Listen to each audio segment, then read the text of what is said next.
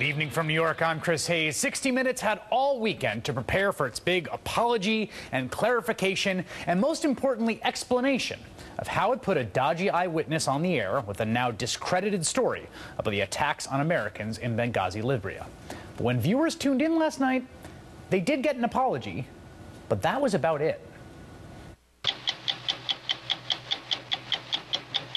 The legendary CBS News show, 60 Minutes, is in damage control mode in a way it hasn't been in almost a decade. Tonight, you'll hear for the first time from a security officer who witnessed the attack. On October 27th, it broadcast a report on Benghazi using a so-called eyewitness suggesting the U.S. government could have sent backup to the besieged U.S. mission in Benghazi, Libya, during the attack that killed 4 Americans last year. One guy saw me. He just shouted. I couldn't believe that he'd seen me because it was so dark. He started walking towards me. And as he was coming closer? As I got closer, I just hit him with the butt of the rifle in the face. And no one saw you do it? No. Or heard it? No, there was too much noise. But the security contractor, who was the star eyewitness, had already told the FBI he was not there on the night of the attack. And that differing account for 60 Minutes to finally admit its error. Nobody likes to admit that they made a mistake, but if you do, you have to stand up and take responsibility, and you have to say that you were wrong. Of course, we all remember the last time CBS News made a blunder this big, the Bush National Guard story, broadcast by 60 Minutes 2 and Dan Rather, September 8th, 2004. Did then Lieutenant Bush fulfill all of his military commitments? And just how did he land that coveted slot in the Guard in the first place? Tonight, we have new documents and new information on the President's military service and the first ever interview with the man who says he pulled the strings to get young George W. Bush into the Texas Air National Guard. The story revolved around documents which purported to discredit George W. Bush's performance while he was in the National Guard. But certain documents could not be authenticated. 60 Minutes 2 ultimately had to admit its mistake. I made a mistake, we made a mistake, and I'm sorry for it. That time around, CBS News then embarked on a mission to do everything possible to prove to the public it was worthy of their trust. Having acknowledged that its own standards were violated, CBS News named an independent panel to investigate what went wrong. Former Republican Attorney General Dick Thornburgh and retired Chief of the Associated Press, Louis Picardi. And on January 5th, 2005, the independent Blue Ribbon panel commissioned by CBS released its findings.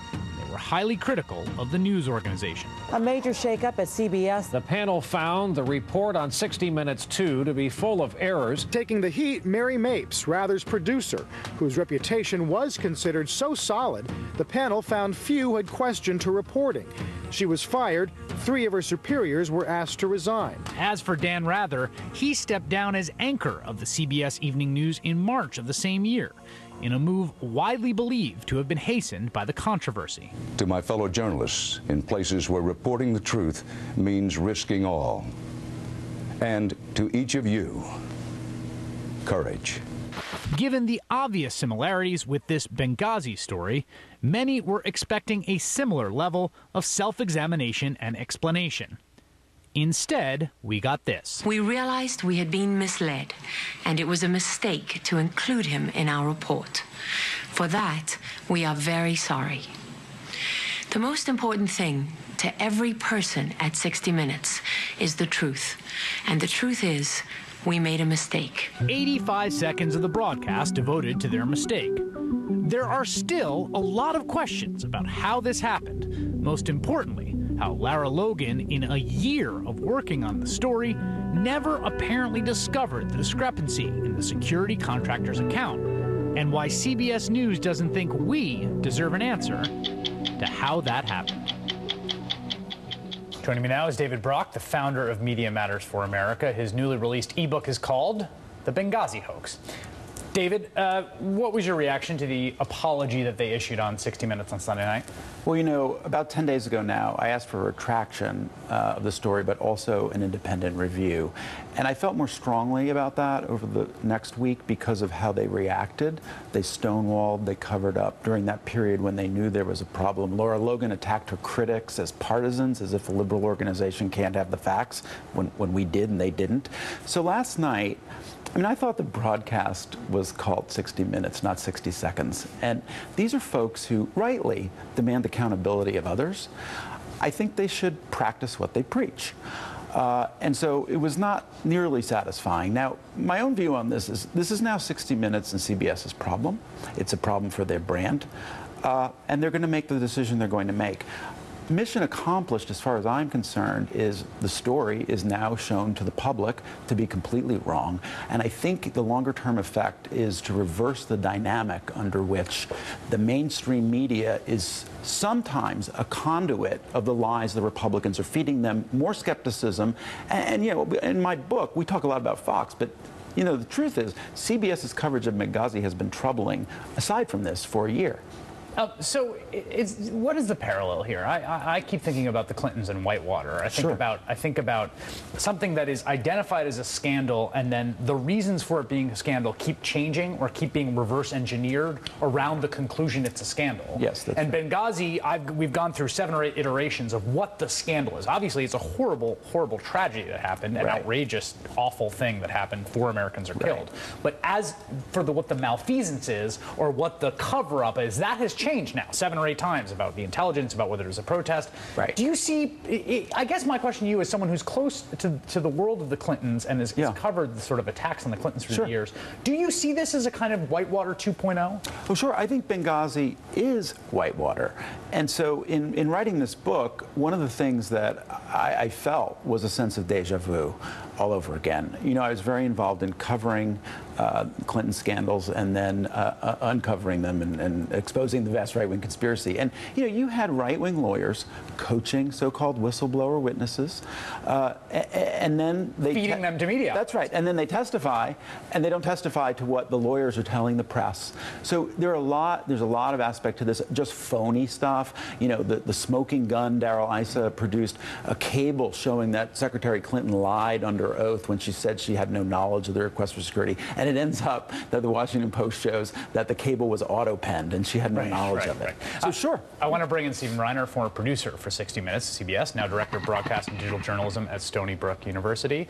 You were there during the Rathergate phenomenon, or Rathergate's such a weird word, but the National Guard story that became such a huge story. Were you expecting more on Sunday night?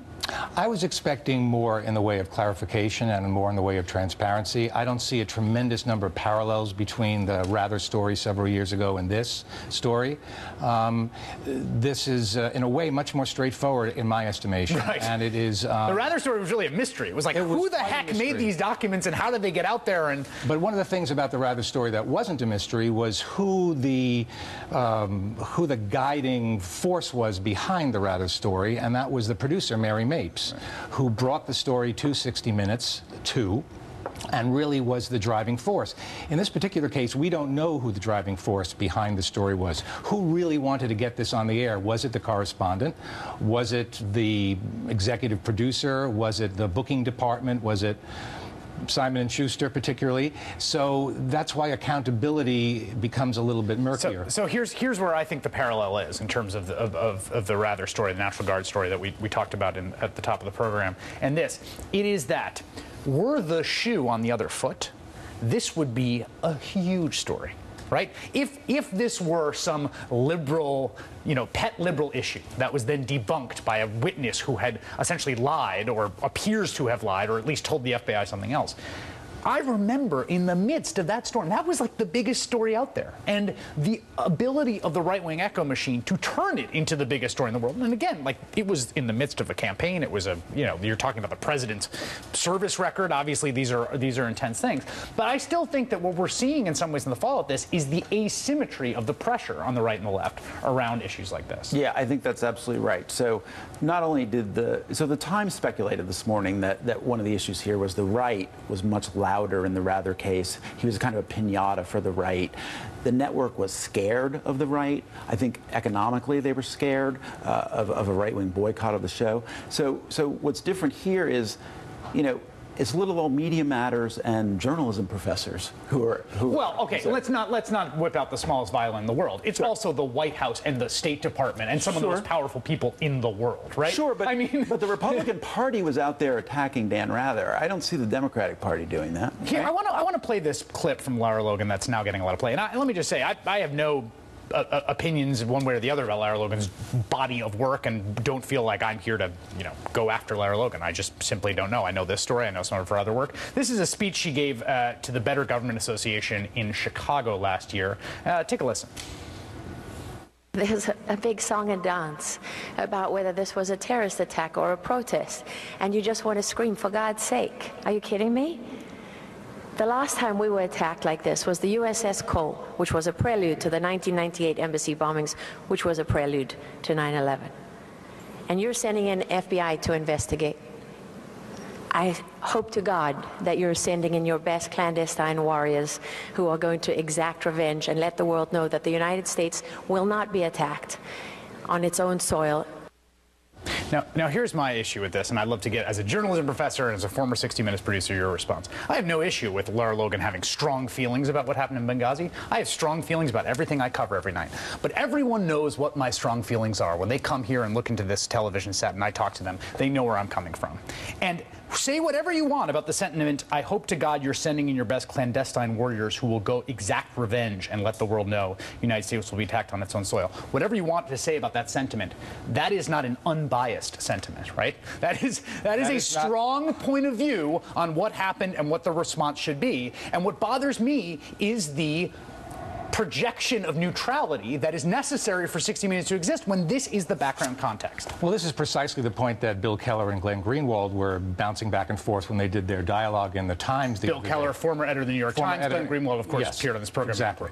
But I think this statement of Lara's, and obviously this is going to be more and more apparent, is raises the stakes even more for the importance for CBS to be transparent about just how the vetting process was done. I mean, this is ultimately a failure of good journalism. It's a abrogation of the verification process. It was not followed. You have one source. You're resting the most explosive things on that one source. You got to make sure. And we have a very, very high stakes story that is red meat to the right. Everybody knows it. You are under more of an obligation, particularly in this day and age, to be transparent and to really do a better job reporting the story. It was also interesting to hear that, there's a bit of arrogance at CBS by saying, well, it wasn't until we found out that the FBI report was different that we're going to report it. Right. The New York Times beat CBS on the reporting. This is the key reporting mistake, is that in a year of reporting this story, you're CBS News. You can find out that he talked to the FBI and what he told them. You're CBS News. You can find that out. I just wanted to make one more point. I don't think anybody venerates 60 Minutes more than Jeff Fager does. Right. And notwithstanding his public... He's the head of 60 Minutes and also the head of CBS News. And the chairman of CBS News. And notwithstanding how he is choosing to manage this in front of the public, I have no doubt that he is going to take this very seriously internally. I don't think this is the last we've heard of it. David Brock from Media Matters, Stephen Reiner from Stony Brook University. Thank you, gentlemen, both. Coming up...